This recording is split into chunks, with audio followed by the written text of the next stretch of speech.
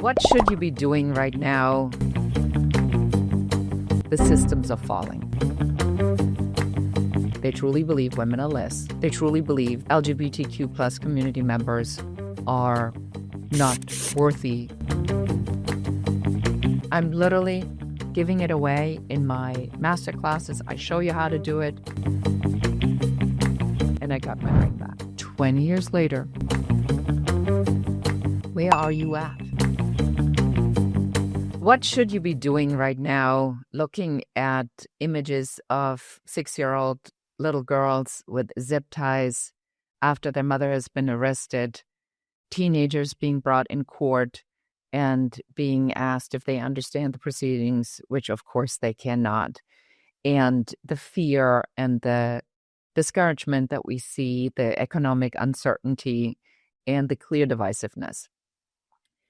I am not going to be political, but what I will say is that the systems as they've been, and this has been my core message for the last couple of months, the way the systems spin does not work. It's never worked for women. It's never worked for minorities. It never worked for anybody who was a little bit more colorful or different or had a different opinion about something. The systems were always designed for mediocrity, for the middle of the road, for the safe space, for the people that believe security and certainty comes in a system that provides for them. These systems only provided for a small fraction for people that fit into that system, but never for anybody else. The systems are falling. So you have a choice now. You can go and be very upset about that. And we need to be upset about what it does to the people in the wake. Maybe it was necessary to see what this actually looks like in full fruition, because many of you just didn't believe that it was anything but a joke, or that certain people didn't mean it when they said it. They mean it all right. And it's not a joke. This is what they truly believe in. They truly believe women are less. They truly believe women should not have a right over their own bodies, a right to vote. They truly believe that transgender LGBTQ plus community members are not worthy of receiving any kind of help because somehow in their minds that people have done something wrong.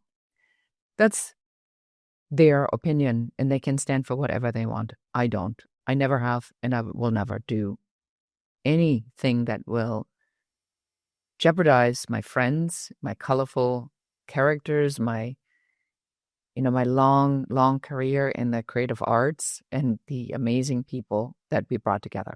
So where does this leave you at? It leaves you at an intersection of a belief system that you're being called to examine. Are you now being part of a resistance? And what does this resistance stand for? Or are you feeling empowered because you finally get to speak all these things that you've always thought secretly, and now that it's out in the open, you are okay with 6-year-olds and zip ties? The morality of this, frankly, between you and me and anybody who wants to listen or not, anybody who puts a zip tie on a 6-year-old girl with a little bow in her head in her Sunday dress as she's walking with her mother to her legally appointed court appointment for her immigration proceedings, there is no hell for you that will be hot enough, brutal enough for you to justify this behavior.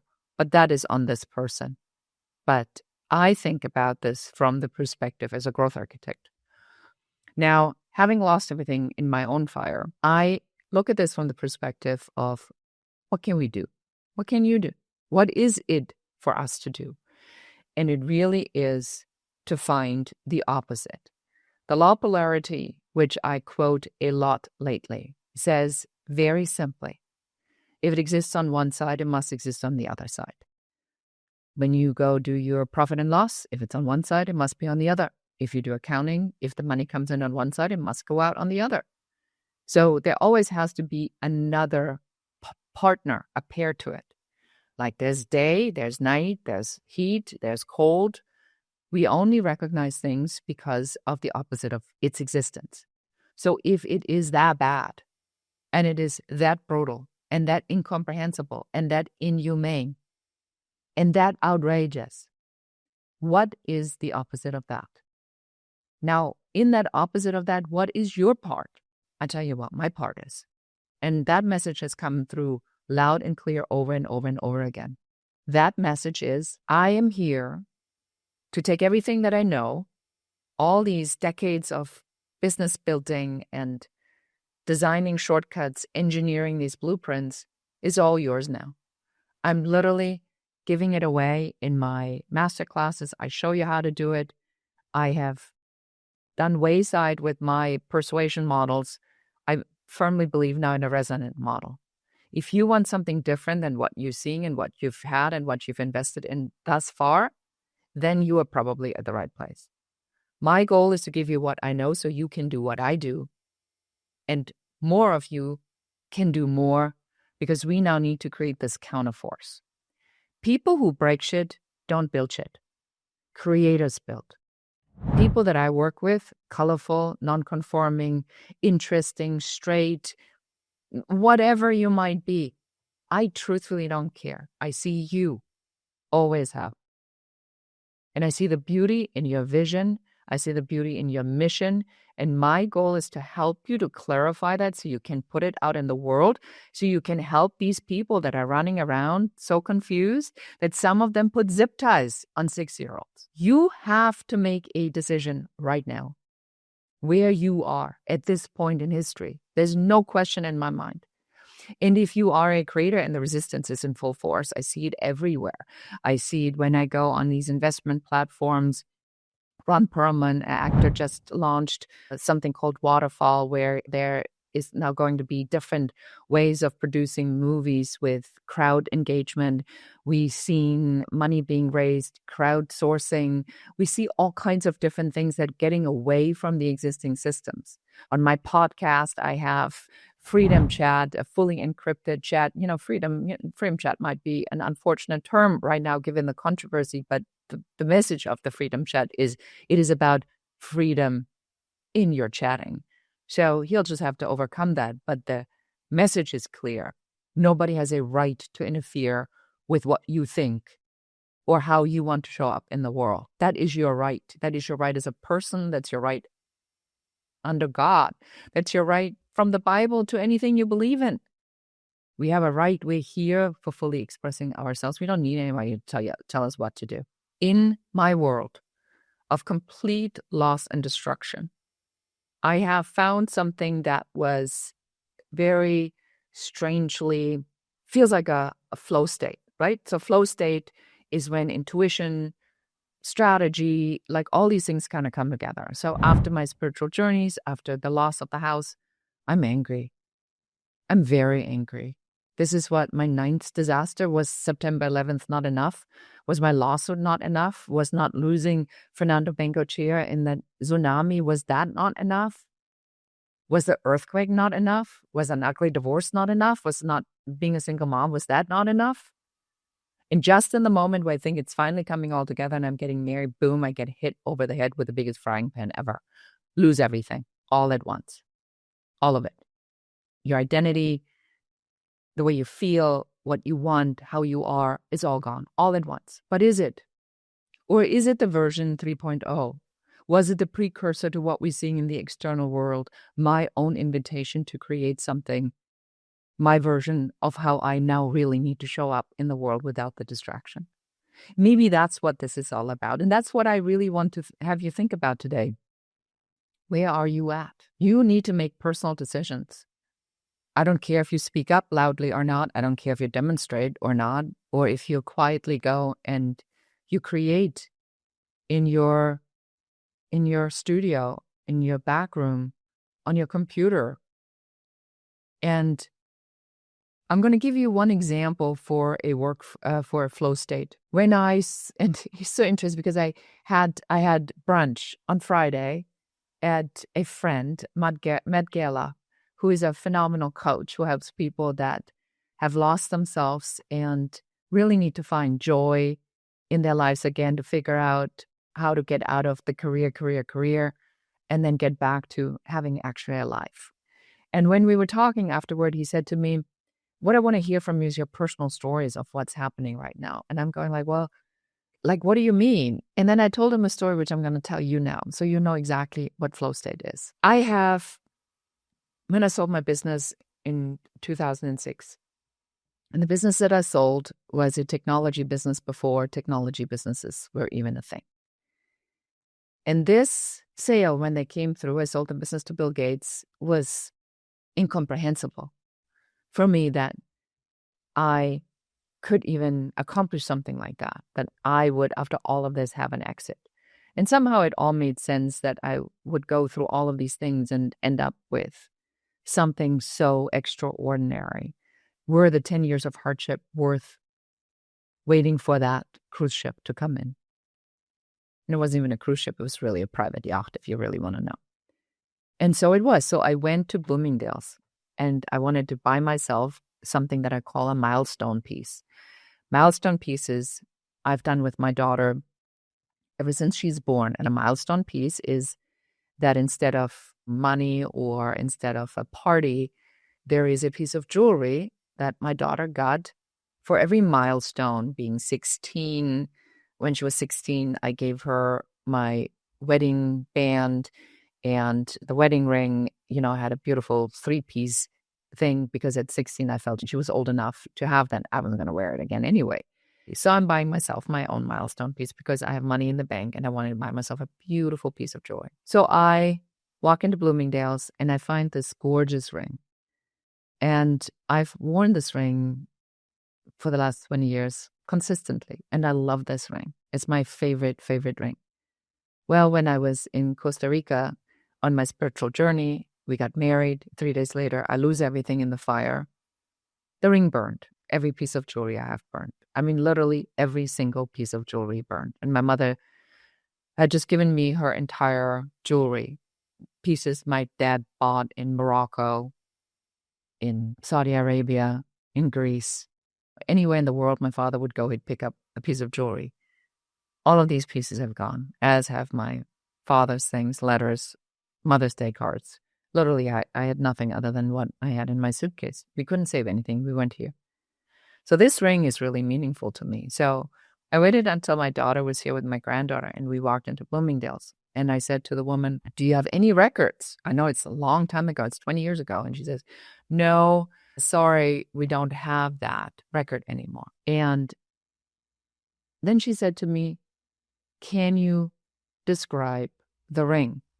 And I said, yeah, I can. It was a beautiful 14-karat gold ring. And it had these circles on it. And 2 of the circles were diamonds. And she looked at me. Her eyes went humongous. And she says to me, I know this ring. What are the chances? 20 years later, completely different salesperson. And she knows this ring. She goes to her computer. She types into it. She flips the computer screen around. There's my ring. What? She says, I have one left. It's a size 7, and I bet that's your size. Not just that, but it happened to be 50% off that day, too. So I paid for the exact amount that I paid 20 years ago, and I got my ring back. That's what's called a flow state. That's when things that are really meaningful, that are aligned with who you are kind of coming back to you. And when I tell the story of how easy that was and how surprising, I think about this all the time. It's like, how do you get into a flow state? How can you be in the state where these things come to you? You got to stop fighting. You want to visualize, like a radio tower, the message that you want to send out and what you want to come to you and how you see yourself, your impact in the world. And then you need to let go of what you thought the path there is and lean into the yes. And the yes is how opportunities are coming to you. When my friend Isaac said to me, do you want to go to human tech? in San Francisco, I said yes. And I went there and I met amazing people, some of which I was so compelled that I said, I would love to connect with you and see if I can help you build this business, because some of these things are really absolutely extraordinary. Human tech, can you imagine? The idea that technology is not the God, but the human is the God, is the main thing. And then the technology supports the human. The creation of where we are right now. So there's been a mass activation, and this mass activation has been going on for a couple of years. A mass activation is a call. A call is anybody who says, I cannot do this anymore. I don't want to do this anymore. I feel that I need to be doing something different. I feel called to something else, and then they get afraid. That's when people come to me, is when they have an idea and they need a business model. You have to have an idea. I can't help you with the idea. You have to have the idea, but I can help you build the business model with the idea. That's what my program, Turn Your Talent into Business, is for. This program's had over 25,000, 30,000 people that have taken this since its first creation, and it's only gotten better and better and better because I believe in shortcuts and making it as simple as possible. My whole system that I've created, I've condensed it in such a simplistic version. My whole system has 5 words. That's it. 5 words. And it works. So this is what I do. This is what I help people with, is to take these ideas and build business models around it. If you get distracted with all this internet marketing stuff, you're just trying to figure out like one piece of it. Yes, speaking could be a part of your system, and podcasting could be a part of your system, and funnels could be a part of your system. Product launches could be a part of your system. But none of this is a business model. They're all tactics that will help you to amplify the actual business model, the message of the business that has to come first. It's just not sexy. Many people don't want to talk about it because it is, when was the last time you Googled how to build a business model? You don't. You go how to grow a business, and then boom, you're in the SEO algorithm with all the people that pay for ads and that have thousands of messages that are geared toward that. That is, that's a trap. That's why a lot of the stuff just doesn't work anymore. But this is also shifting. And I've been fighting it for years and years and years. I just can't even fight this anymore. I had to literally sit down after this and said, I don't have any fight in me because I'm fighting for my own life right now. I'm fighting for keeping my relationship on track with this absolute tragedy. I'm fighting for my own health and my PTSD from the fire, and trying to figure out how I'm going to get this out of my system, my nightmares that I've been having, just dealing with all of this. This has not been an easy path, and I know that for most of you, this has not been an easy path too, because it's not meant to be right now, because we had a pivotal moment in history, not history in, Republicans versus Democrats, political parties, but a pivotal moment in history where we are seeing emerging a completely different type of desire. People want to have a life. They don't want to wait until they're 60. They don't want to wait until they may or may not get Social Security, until the government may or may not take care of them. They want to live now. Good for you. We fucked up in a big way because we didn't know. We were raised by World War II parents. Work, work, work, work, work. Make something out of yourself. Building, building, building, building, building. Never mind relationships. Never mind love. Never mind connection. And if you blow up your relationship with your kids and your family, and brothers and sisters don't speak, it doesn't matter. As long as you have money in the bank, you're good. And if you have money, I mean, how many times have you said, well, they shouldn't have any problems? They have money. Money is just money. Money is not a life. So that's why I'm so adamant about my work as the growth architect, about combining spirituality with strategy and helping founders of the future, because it is on. The game is on, and it is on for you. If you are here and you're listening to this, tag, you are it. What are you going to do? And this whole podcast wasn't even planned, because I literally was just on a planned podcast with Maria. And then we had some technical difficulties and all kinds of buzzing. And then we were sharing some things, and I could tell she was very upset that the tech didn't work. But I'm calm. Stuff like this happens. I'm here to help, not to hurt anybody. And then she says, well, where do I find out about your teachings? I'm going like, well, maybe you should just take the opportunity and run this podcast and tell you guys what's on my mind right now. Because I cannot fight right now. I just can't. I want to meditate. I want to sit and tap into the source. I want to figure out what the heck is coming next and what my part in this is. But I'm in flow, as I said. I find a ring that's meaningful to me. I got a grant from the LA Fire Relief Fund. I had all the right insurance. At least the cash flow was there for the time being so that, I could figure this part out and whatever comes after that. And every time I sink into this, the message is the same. You're almost there. You're almost there. Just patience, patience. Everybody you need is already here. And then I had Vince on my podcast with the Impact Accelerator Summit.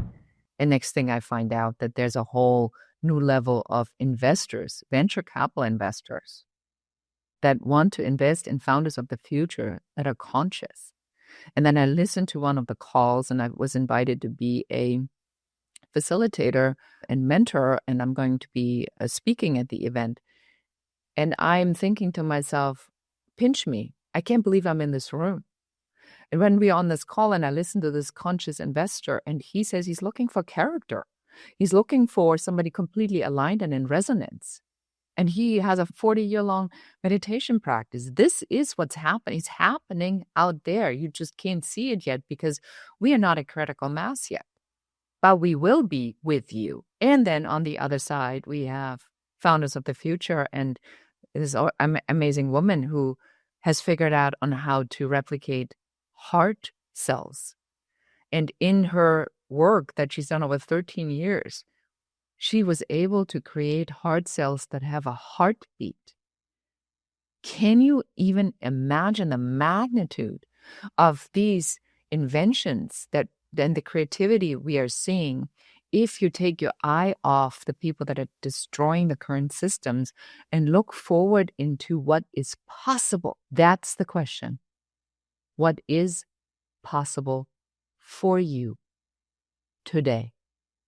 What are you afraid of? Or should I say, what are you so afraid of? What are you so afraid of? What are you so afraid of? It is the not knowing. Because there's uncertainty outside, there's uncertainty in yourself, and there is all this external stuff and the noise and the anger seeing 6-year-old girls in zip ties. You gotta shrug it off. You gotta go back to what you came here to do. If you're listening to this, you came here to do something. It's your time now. This is as good as any. If not now, then when? And if not you, who will? That's what's called.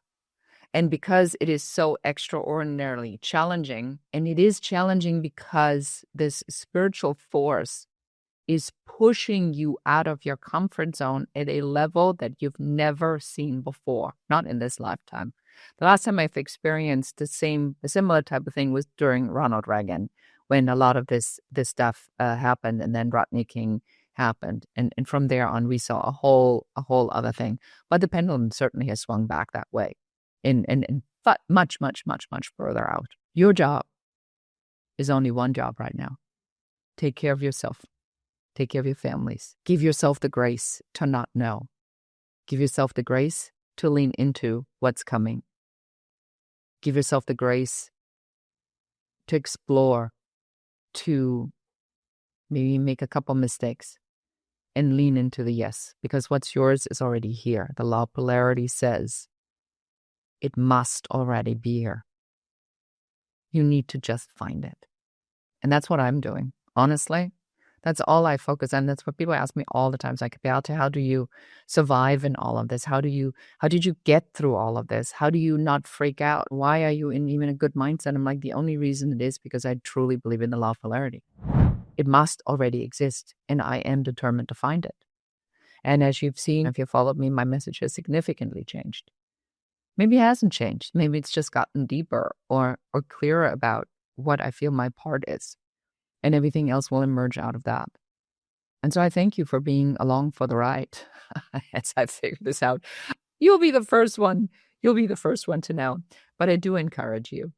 check out the many, many things that we have for you. Go to the website at growtharchitect.biz.